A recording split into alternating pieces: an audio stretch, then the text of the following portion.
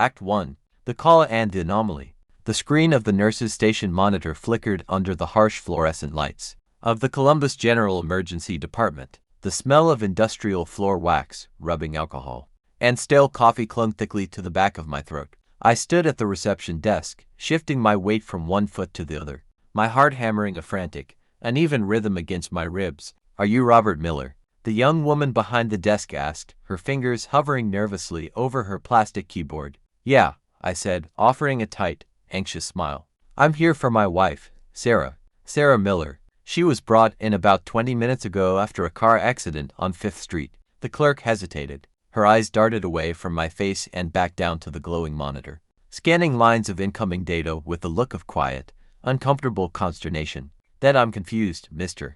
Miller," she said quietly. That was the very first thing she said to me. Not a polite greeting, not an expression of sympathy or an apology for the terrifying 20-minute drive I'd just made after getting the call. Just a flat, cautious statement of total confusion.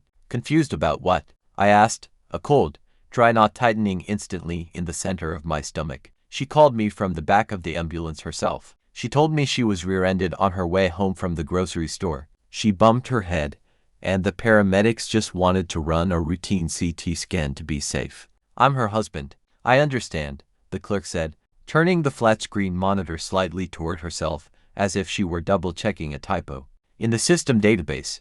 "It's just that when patients are admitted through emergency medical services, we are legally required to log an emergency contact from their physical phone or wallet profile. And there is already someone else listed as her primary contact." "Her sister?" I asked, leaning closer to the counter. "Her mother lives out of state, but maybe she called her first." "No," the clerk said, her voice dropping a fraction. "A man, David Vance." The name sat in the stale hospital air between us like an alien object. I let out a sharp, involuntary puff of air that was halfway between a nervous laugh and a scoff. "David? No, that's not right. None of our family members, friends, or neighbors is named David. Maybe it's a coworker. She works in office administration at a regional logistics firm downtown." "He came in the ambulance with her, Mr. Miller," the clerk interrupted gently, her eyes filled with an uncomfortable pity. "He rode in the back, held her hand through the intake process, and provided us with all her personal insurance details before he stepped out to the waiting room.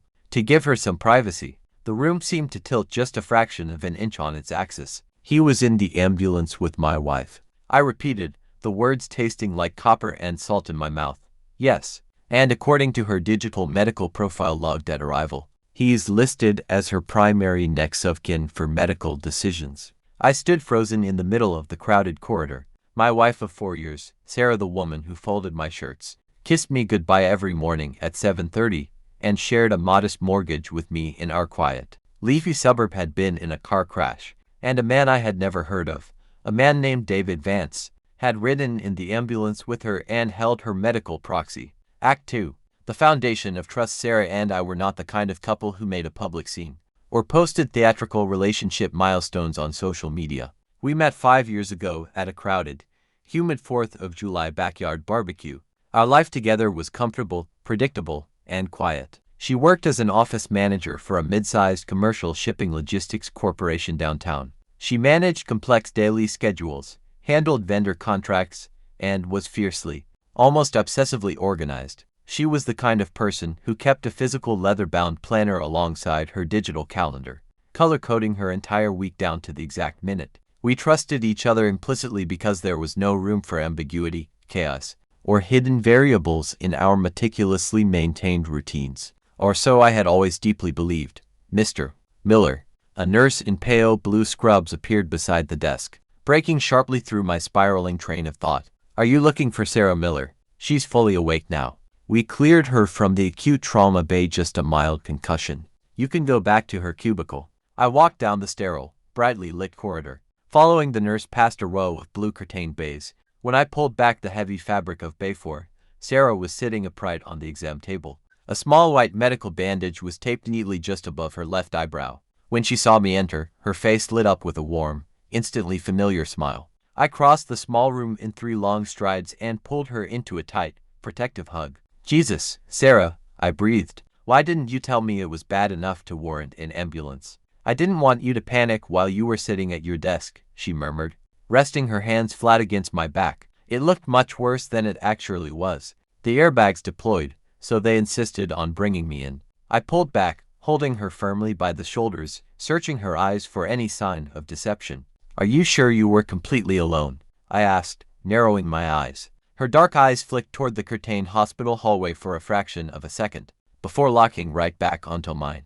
Of course I was alone, Dan. Why on earth would you ask that? Because, I said, my voice dropping lower, at the front desk. The clerk told me someone came into the hospital with you. A man named David Vance. And he's listed as your primary emergency contact. The color didn't drain from her face instantly, but the warmth in her eyes went dead cold. The soft smile vanished, replaced instantly by a guarded, professional mask I had never once seen her wear inside our home. He was just an eyewitness, she said finally, her voice remarkably even. He saw the whole thing, stayed with me until the medics arrived. I must have given them his name because he was right there helping me talk to them. You gave a total stranger your emergency contact information? I asked, staring at her in disbelief. People do profoundly weird things when they're concussed, Dan, she said, looking up at me with an unblinking gaze. It was an innocent mistake. Just let it go. Act 3. The seed of doubt over the next for agonizing days. That seed of doubt grew into a quiet, consuming obsession. Sarah stayed home from work, sleeping late and recovering. I took personal leave from the insurance agency to take care of her. She was outwardly appreciative, thanking me with soft smiles. But her relationship with her smartphone had changed overnight in a way that set my teeth on edge. It was now practically grafted to her body. On the third night following the accident, I woke up around 2:30 in the morning. The bed beside me was entirely empty. I walked quietly down the dark hallway. The kitchen was pitch black except for the harsh, blue-white glare spilling out from the screen of Sarah's smartphone. She was sitting rigidly at the wooden kitchen table, her thumbs flying across the glass keyboard in a blur of silent, furious typing. Sarah, I whispered. She flinched violently, dropping the phone face down onto the tabletop. Dan, you scared me half to death. Who are you messaging at 2:30 in the morning? I asked, leaning against the counter. It was just work-related stuff, she said, sliding the phone quickly out of sight behind a stack of mail. Can we please not interrogate me in the dark over a routine work email? She stood up abruptly, brushed past me without looking into my eyes, and walked back toward the stairs. When I looked down at the exact spot where her phone had been resting, a tiny scrap of paper, torn from the corner of a grocery receipt, had fallen to the floor. I bent down, picked it up, and squinted at the faint ink. Scrawled in Sarah's neat, hurried handwriting was a string of digits. 1428 Elmwood, Unit B. Elmwood was located on the far industrial side of town, near the abandoned rail yards. Act 4. The anonymous message. The text message arrived 2 days later, while I was sitting at my desk at the office. My phone buzzed sharply. It was an unknown number coming through via an encrypted messaging app. You've been playing the devoted, trusting husband for 6 years, Robert. But you have no idea what house your wife actually leaves every single Tuesday and Thursday morning. Ask Sarah why she needs a second set of keys to the property on Elmwood. Or better yet, go look in the top drawer of her cedar memory box tucked in the back of our bedroom closet. I didn't answer. I didn't think twice. I grabbed my jacket and drove frantically back to our house. Sarah had gone to her routine follow-up medical appointment. I pulled open the heavy wooden door of the walk-in closet, pushed aside the rows of hanging shirts, and reached into the dark corner where Sarah kept her cedar memory box. I lifted the brass lid. Buried beneath a handful of old buttons was a small, heavy Yale brass key attached to a faded green plastic luggage tag.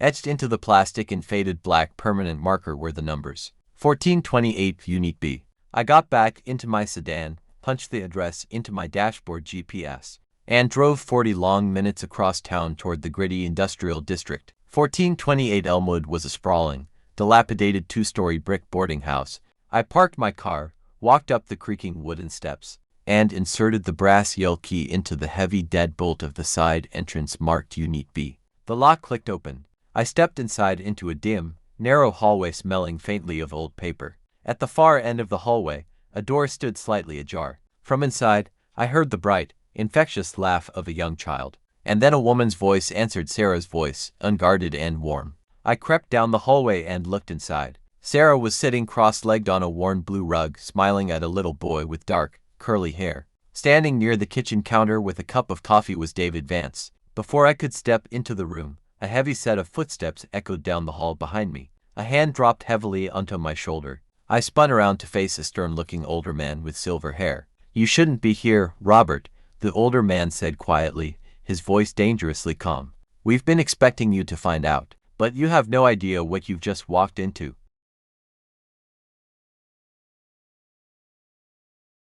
Act 5. The man in the hallway, the heavy hand resting on my shoulder, didn't tighten into an immediate threat, but its sheer weight anchored me to the spot. I turned slowly, my muscles stiff and resistant, facing the man who had blocked my exit from the narrow hallway of Unit B. He was in his late 50s, with deep, weather-beaten lines etched around his eyes and a jawline that looked like it had been carved from raw granite. He wore a dark, heavy canvas work jacket, and his eyes were sharp, assessing me with a complicated mixture of wariness, guilt, and profound exhaustion. "You're Robert," he said, stating it not as a question, but as an inevitable reality he had anticipated for years. "Who the hell are you?"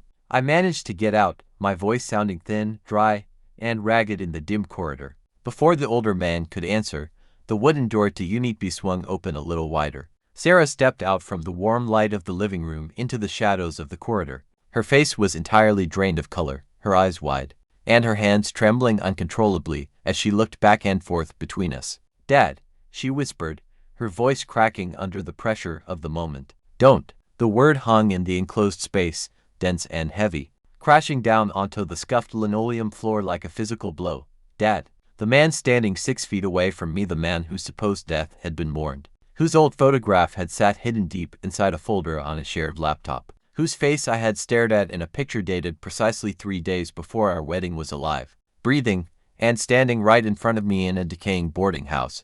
"I had to, Sarah," the older man said softly, his gaze shifting from me to his daughter with a look of immense, sorrowful regret. "He was standing right here in the hall. He found the key. It was only a matter of time before the thread started unraveling anyway." Sarah closed her eyes tightly, leaning her shoulder back against the doorframe as if her legs could no longer support her weight. "Just everyone inside, please. Let's just sit down and talk before someone completely loses their mind." Act 6. The kitchen table confrontation. 10 minutes later, I found myself sitting on a mismatched wooden chair at a small, cluttered kitchen table inside Unit B. The apartment smelled faintly of old library books, cedar shavings, and fresh coffee. A small television sat in the corner, a low bookshelf was packed with children's educational books, and a large corkboard was pinned with school art projects, finger paintings, and photographs of a young boy, the same child I had seen sitting on the rug earlier. David Vance, the man from the ambulance, sat across the table from me,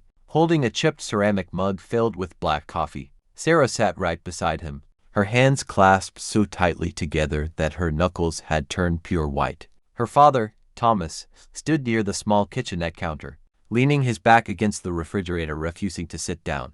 "I'm going to need you to start talking," I said, looking slowly from face to face, refusing to blink. My voice was dangerously quiet, stripped of all warmth. "Right now, every single word of it, starting from the very beginning, and explaining why my dead father-in-law is pouring coffee in a rundown safe house on the other side of town." Thomas let out a long, shuddering sigh, setting his coffee mug down on the counter with a soft clink. "I'm not dead, Robert," Thomas said, his voice deep, gravelly, and weathered by years of speaking in whispers. 11 years ago, I made choices that put extremely dangerous people on my trail, people involved in high-level corporate embezzlement and financial racketeering, when they threatened my family, making it explicitly clear they wouldn't stop until everyone connected to me was ruined or buried. I had no choice. I had to disappear. He looked across the room at Sarah, whose eyes were shimmering with hot, unshed tears. The only way to keep Sarah safe was for her to completely and publicly cut all ties with me. We staged a fatal car accident near the river. We buried an empty casket so the authorities and my enemies would close the file. For years, she lived in absolute, paralyzing terror that if she looked in my direction, whoever was hunting me would find her. I stared at him, my mind scrambling frantically to piece together fragments of a puzzle I never knew I was a part of. "Okay, fine. That explains why you've been living like a phantom. But what about Sarah? You've been living a domestic life with me for 6 years. We share a mortgage, a dog, a bank account. Where does this double life fit into the timeline?" Sarah looked up, finally meeting my eyes directly, her gaze filled with a desperate, agonizing plea for understanding. When I met you, Dan, I fell in love with you because you were safe, she said, her voice trembling and raw. You were steady, predictable, kind, and completely disconnected from the dark, chaotic world I came from. I wanted a normal life so badly, a home, routine, peace, that I actually convinced myself I could have it. And you did that by building an entirely separate second life behind my back. I snapped, the bitter anger finally breaking through the heavy numbness in my chest. A second apartment. An emergency contact who rides in ambulances with you. Who the hell is David in all of this? David Vance shifted slightly in his chair, setting his mug down. I'm David, he said evenly. I'm Sarah's first cousin.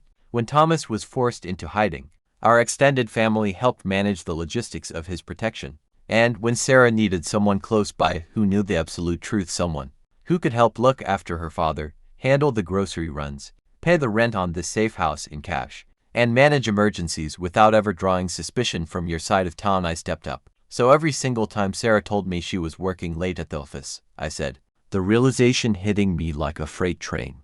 Every time she went out of town for a corporate conference, she was coming here. She was here, David confirmed quietly, helping her father manage his chronic health needs, helping take care of young Leo. I threw my hand up, cutting him off instantly. Stop right there. Let's talk about Leo. Who is he?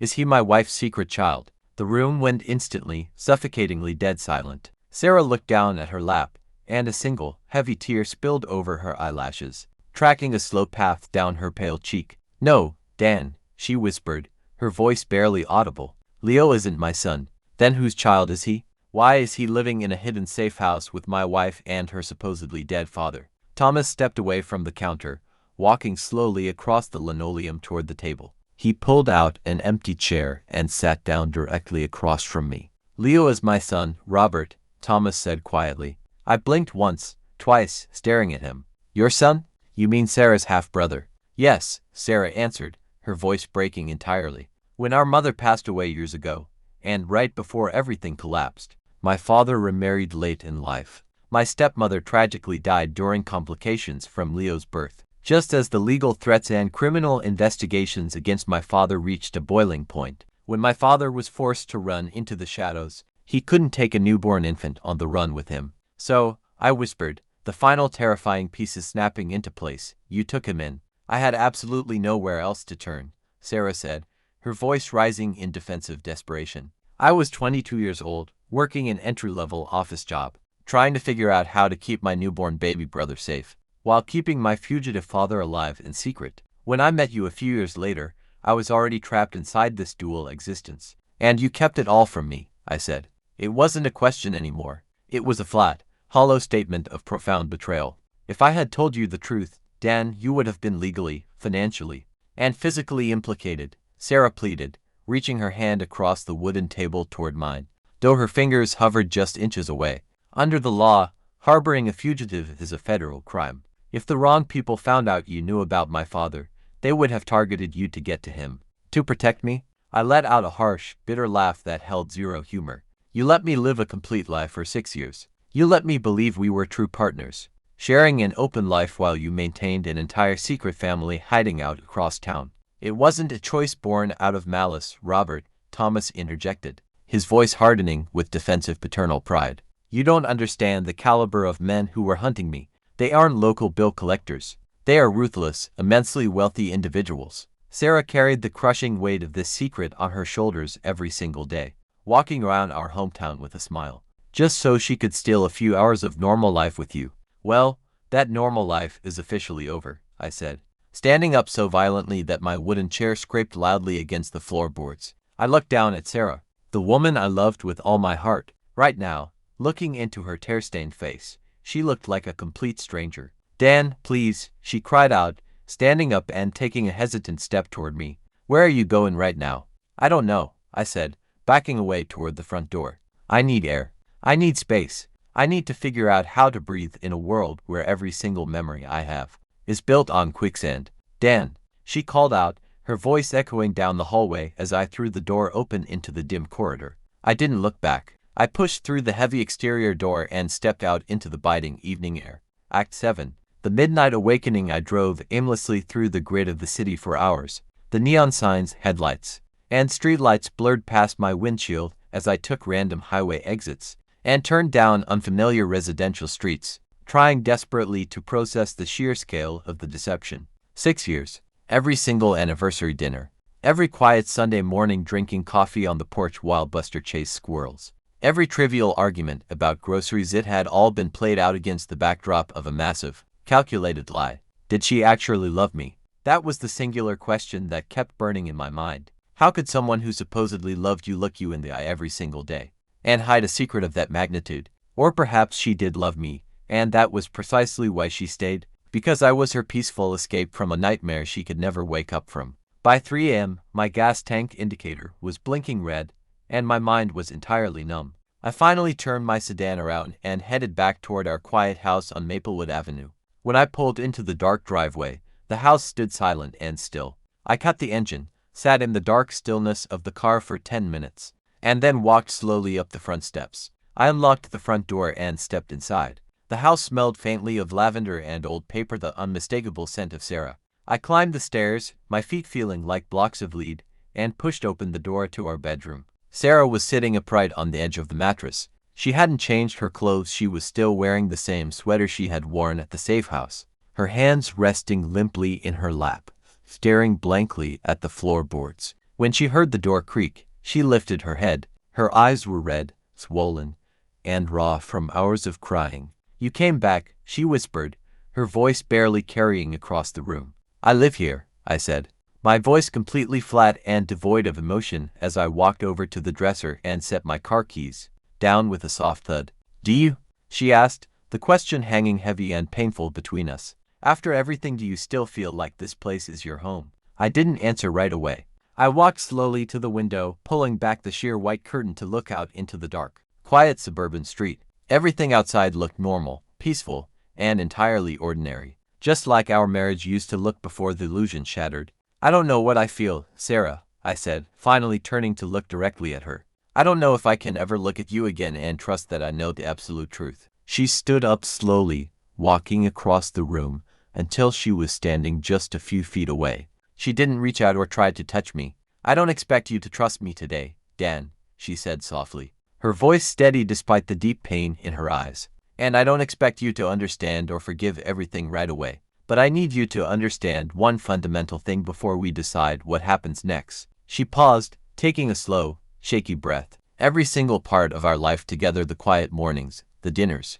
the way we laughed at stupid things, the love I have for you was entirely real. The danger was a ghost haunting my past, but you were my real life." I looked at her face, at the woman who had carried a secret heavier than mountains for over a decade, all to protect a father she loved and a little brother she was trying to raise in the shadows. It didn't fix the lie. It didn't erase the betrayal of 6 years of silence. But as I stood there in the quiet bedroom, listening to the faint hum of the refrigerator downstairs, I realized something terrifying and profound. The lie was massive, but the truth was finally out in the open. And what came next, whether we could somehow piece together the ruins of our marriage, or whether we had to walk away from each other forever, was no longer hidden in the dark. I didn't say anything else. I walked past her, unbuttoned my shirt, and lay down on the far edge of the bed, staring up at the ceiling. Sarah stood by the window for a long time, watching the dark street outside, before she slowly turned off the bedside lamp and lay down beside me. We didn't touch.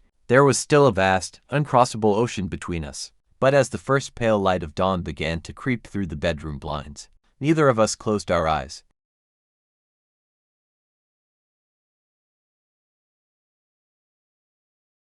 Act 8. The morning after. The digital clock on the bedside table read 6:15 a.m. when the sharp, vibrating buzz of my smartphone shattered the absolute silence of the room. I rolled over, my muscles stiff and aching from a night of broken, restless sleep, and grabbed the phone off the nightstand. Sarah was already awake, lying completely still beside me, her eyes fixed on the ceiling. I glanced at the incoming notification. It was an email alert from a restricted legal proxy service, an automated update regarding Thomas Vance's ongoing federal financial case files. Before I could swipe the notification away, Sarah turned her head slowly on the pillow. "You don't have to look at those anymore, Dan," she said quietly, her voice hoarse from crying. "The secret is out. You don't have to carry the collateral weight of protecting my family from the shadows." "It's not just about protection, Sarah," I muttered, tossing the phone back onto the nightstand. "It's about trust. When you build a life with someone for 6 years, You assume you know the person standing next to you.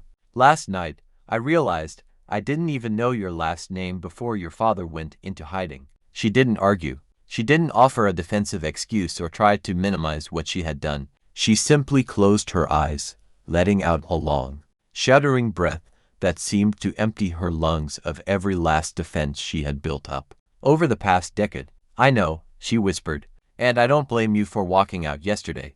If you want a divorce, if you want to walk away from all of this mess completely clean, I will sign the papers today. I won't fight you on a single thing. The words hung in the air, sharp and final. A clean break. It would solve everything instantly.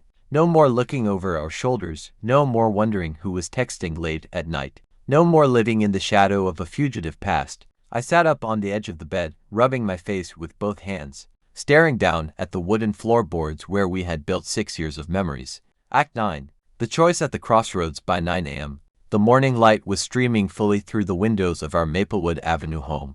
We hadn't spoken much since dawn. Sarah had gotten up, made a pot of black coffee, and poured 2 cups, setting mine quietly on the kitchen island without a word. I walked downstairs, my boots hitting the steps with a heavy rhythm, and sat down at the kitchen table. The house was too quiet. Buster, our golden retriever, sensed the thick, suffocating tension in the air. He trotted over quietly, rested his heavy chin on my knee, and let out a soft whine, looking back and forth between us with wide, concerned eyes.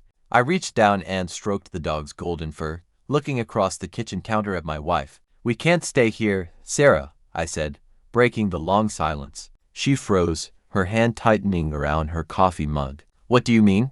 I mean, whether we stay together or split up. 1428 Elmwood is compromised, I said, my voice steadying as the fog of shock slowly began to lift from my mind. Your father can't stay in that rotting boarding house anymore. If I found it using a single torn receipt and an anonymous text message, it's only a matter of time before the people hunting him find it too. Sarah's eyes widened, a sudden flash of raw fear breaking through her exhausted expression.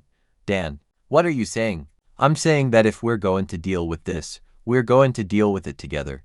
Out in the open, I said, standing up from the table.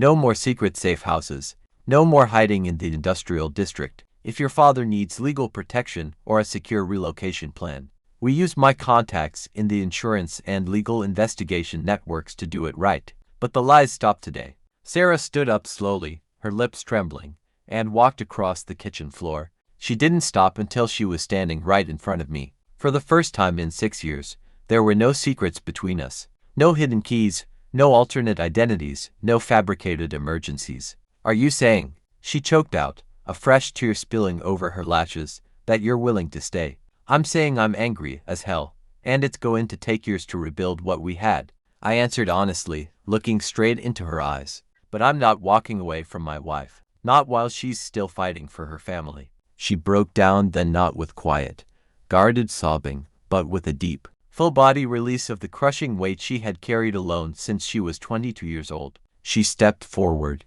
burying her face against my chest, wrapping her arms tightly around my waist as if she were afraid I would vanish into thin air. I wrapped my arms around her, resting my chin on top of her head, and looked out the kitchen window toward the front porch. The illusion of our quiet, predictable suburban life was gone forever. The ghost of her past had finally caught up with us, tearing our world apart. But as I held her there in the morning light, I realized something vital. We weren't living a lie anymore, and for the first time in our marriage, we were facing the truth together.